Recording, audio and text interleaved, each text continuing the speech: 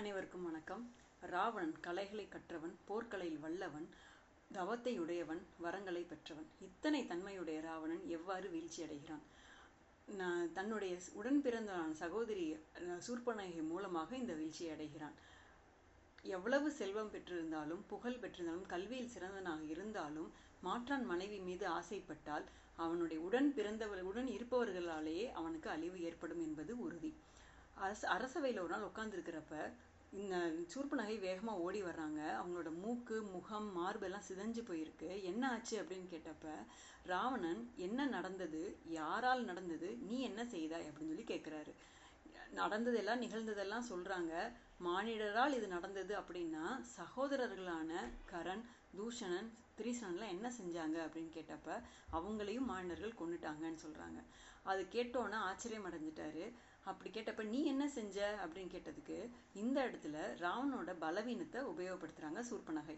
அவங்களோட கணவன் போரில் ராவணனால தான் இறந்தாங்க அப்படிங்கிறத மனசில் வச்சுக்கிட்டு ராவணனை பழி வாங்கிறதுக்காகவும் ராமனை பிரிப்பதற்காகவும் சீதையை அங்கேருந்து இங்கே கொண்டுட்டு வந்துட்டாதான் நம்மளுக்கு ராமன் கிடைப்பாருங்கிற நோக்கத்தோடையும் அங்கே ஒரு அழகிய பெண் இருந்தாங்க, அவங்க பேர் சீதை, அவங்க உங்களுக்காக நான் தூக்கிட்டு வர போனேன், அப்போ எனக்கு இதெல்லாம் நடந்துச்சுன்னு ஒரு பழியே சொல்கிறாங்க.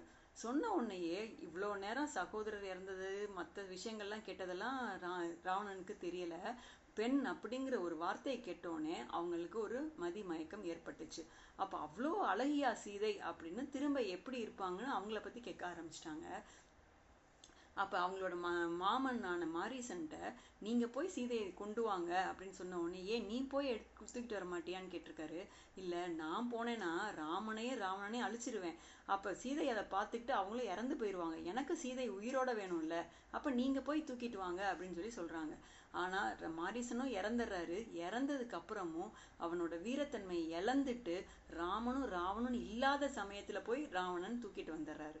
அப்படி தூக்கிட்டு வர்றப்ப சாஷ்டாங்கமாக 3 வாட்டி காலில் விழுந்து சீதா என்னை ஏற்றுக்கன்னு கேட்குறாரு. ஆனால் சீதை ஏற்றுக்கலை.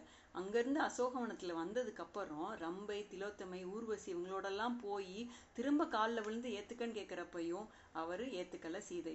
அப்படி இருக்கிறப்ப சீதையோட அப்பாவான ஜனகனை ஒரு மாயை மூலமாக நம்ம ஏற்படுத்தி சீதையை ஒத்துக்க வைப்போம்னு சொல்லி பார்த்தப்ப சீதைக்கு அதை கண்டுபிடிச்சிடுறாங்க. நீங்கள் எனக்கு அப்பா கிடையாது, நீங்கள் ஒரு மாயை, நீங்கள் போங்க அப்படின்னு சொன்ன உடனே ராவணனுக்கு என்ன செய்யறதுன்னு தெரியல, கோவம் அவ்வளோ வந்துருச்சு. ஆனால் அந்த சமயம் கும்பகர்ணன் எந்திரிச்சிட்டாங்கிற செய்தி கேட்டோடனே அவர் அங்கேருந்து போயிடுறாரு. ஹனுமன் இலங்கையவே எரிச்சிடுறாரு. எரிச்ச உடனே ஒரு மந்திர ஆலோசனை கூட்டம் ஏற்படுது. அங்கே மாலியவான்கிற பெரியவர் 1 முறை இல்லை, 2 முறை இல்லை, 5 முறை ராவணனை நல்ல செய்தி சொல்கிறாரு. நீ இப்படி இருக்கக்கூடாது, நீ மாறு அப்படின்னு சொன்னதெல்லாம் அவர் காதில் வாங்கவே இல்லை. விபீஷணனுக்கு கோபம் வருது. தயவு செஞ்சு அண்ணா நீ சொல்கிறத கேளுன்னு சொன்னப்ப நீ என்னோட தம்பி, ஆனால் ராவணன்ட்ட அடைக்கலம் போயிட்டு நீ என்னோட ராஜ்யத்தை பெற பார்க்குற அப்படின்னு சொன்ன உடனே நீ இத்தனை வரம் வாங்கியிருக்கேன்னு சொல்கிற இல்லை, நம்மளோட மூத்தவனான இரண்யகசிபு நாராயணமூர்த்தியால் எப்படி கொன்னாங்க, அவங்கள விடவா நீ வரம் வாங்கிட்ட? அப்போ நீ எவ்வளோதான் சிறப்பானவனாக இருந்தாலும் நீ நல்ல பாதையில் போகாதனால உனக்கு அழிவு நிச்சயம், அண்ணா நீ கண்டிப்பாக மாற்றிக்கன்னு சொன்னதையும் அவர் காதில் வாங்கலை. மகன் இந்திரஜித் போர்க்களத்துக்கு போய் முதல் முறை போய் திரும்ப ஜெயிச்சுட்டு வர்றாரு. 2ஆம் முறை போய் நாகபாஷணத்தினால எல்லாரையும் மூர்ச்சி அடைய வைக்கிறாரு. ஆனால் 3ஆவது முறை போயிட்டு திரும்ப வர்றப்ப அவர் உடம்புல அவ்வளோ காயம். அதை பார்த்துட்டு அப்பா நீங்கள் தயவு செஞ்சு இதை விட்டுருங்கன்னு சொல்கிறப்பையும் அவர் ஏற்றுக்கலை. ஆனால் இந்திரஜித் இறந்ததுக்கு அப்புறமும் அவர் என்ன சொல்லி அழுகிறாரு, நீ என்னை கொல்லி வைக்கணும், ஆனால் நான் உன்னை கொல்லி வைக்கிற நிலைமை ஏற்பட்டுச்சேன்னு சொல்கிறாரே ஒழிய அவரோட முயற்சியிலிருந்து அவர் பின்வாங்கவே மாட்டேங்கிறாரு. கும்பகர்ணனும் எந்திரிச்சு வந்துட்டு நீங்கள் இன்னமும் சீதையை விடலையா அப்படின்னு சொல்லி கேட்குறப்ப நீ போய் ராமன் அழிச்சிட்டு வான்னு சொல்கிறாரு. விதி வலியது, நான் போகிறேன், ஆனால் நான் திரும்பி வரமாட்டேன், தயவு செஞ்சு நீங்கள் உங்கள் எண்ணத்தை மாற்றிக்கங்கன்னு சொல்லிட்டு போகிறாரு. அப்பையும் ராவணன் கேட்கல. முதல் நாள் யுத்தம் ஆரம்பிக்குது. நிறைய நாள் போயிட்டு திரும்ப வர்றாங்க. அவர் கையில் ஆயுதம் இல்லாதனால நிராயுதபாணியாக நிற்கிறப்பையும் ராமன் அந்த இடத்துலையும் அவர் விட்டு கொடுக்கல. நீ போயிட்டு நாளைக்கு வான்னு சொல்கிறாரு. கடைசியில் அம்புகள் எல்லாம் துளைக்கப்படுது. ஒரு அம்பு இல்லை, பல அம்புகள் அவன் உடம்புல துளைக்கப்படுது.